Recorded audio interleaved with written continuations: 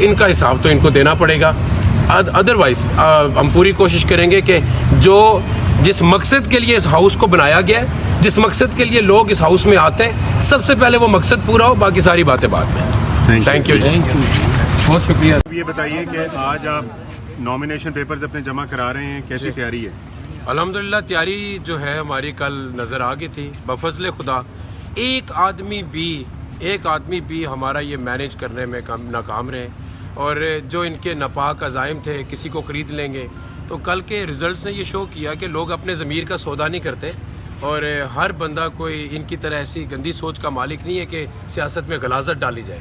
तो इस गलाजत से दूर करेंगे इंशाल्लाह। स्पीकर साहब मुंतखब हो गए, अल्लाह के फजल से, उसके नबी के सदक़े इंशाल्लाह कल के रिज़ल्ट्स भी हमारे हक़ में होंगे, और उसके बाद आपको देखेंगे कि एक एक करके सारा गंद हम कूड़ कबाड़ साफ करेंगे। अच्छा वासिफ साहब, ये बताएं कि आपका फर्स्ट टाइम है पंजाब असेंबली और मोस्ट इम्पॉर्टेंट सीट आपको ऑफर की जा रही है डिप्टी स्पीकर की, जहाँ पर हाउस बड़ा इम्पार्शल होकर चलाना पड़ता है। किस तरह देख रहे हैं अपोजिशन को अब साथ लेके चलना, क्योंकि अपोजिशन भी देखिए जी, अवान का तकद्दुस सबसे इम्पोर्टेंट चीज़ है।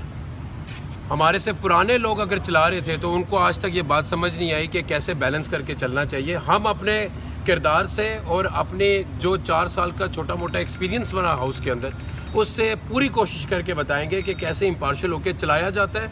लेकिन इन सब पे जो सबसे इम्पोर्टेंट चीज़ है वो है इस हाउस का तकद्दुस, जिसको पमाल नहीं करना चाहिए। कैसे पमाल किया गया, क्या ड्रामेबाजी की गई, और कैसे पुलिस को बुला के